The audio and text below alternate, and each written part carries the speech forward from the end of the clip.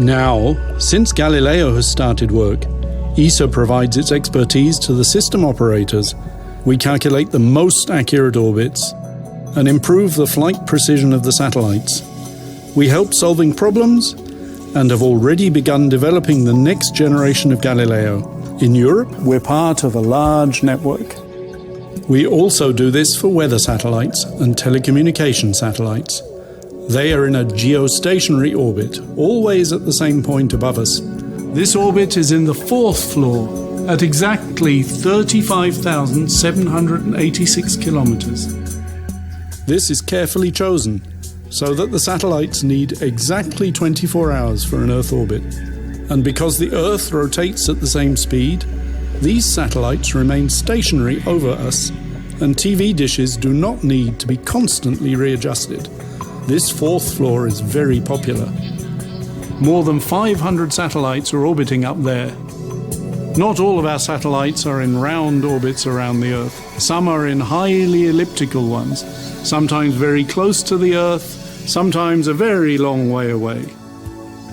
Some satellites orbit the Sun in the Earth's shadow. This is an ideal dark area to look deep into space.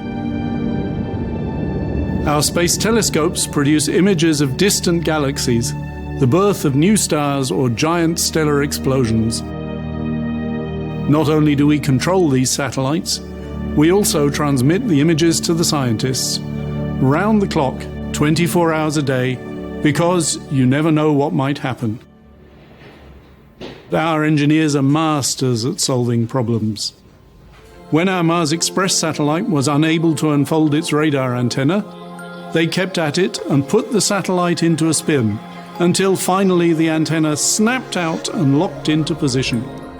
Since then, it has measured the whole of Mars and delivered accurate 3D maps for our future robotic missions, just like our second orbiter, TGO, which is our new science lab and a permanent relay station around the Red Planet.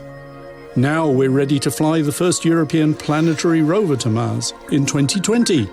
Both the orbiter and the rover search for traces of life on Mars. Just imagine if we find something.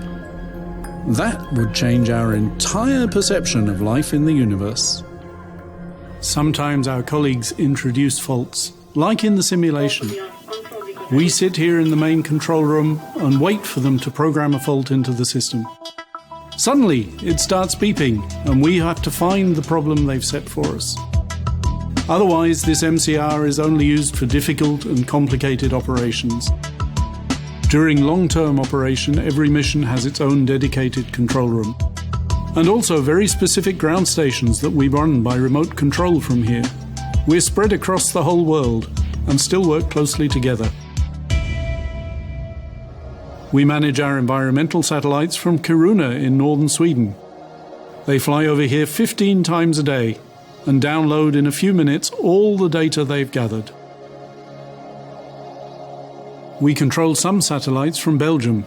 There's a great facility in the Ardennes that we use for a wide variety of missions.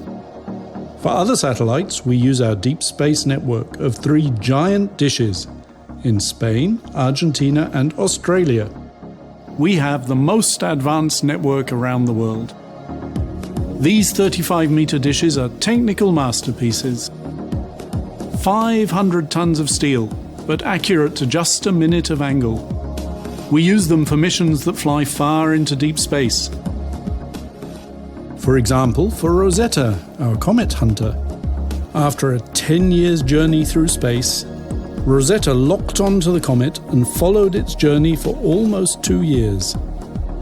The Rosetta mission delivered the first solid proof that the building blocks of life originated from comets. And it has sent us thousands of high-resolution images about the comet's coal-black, abstract landscapes.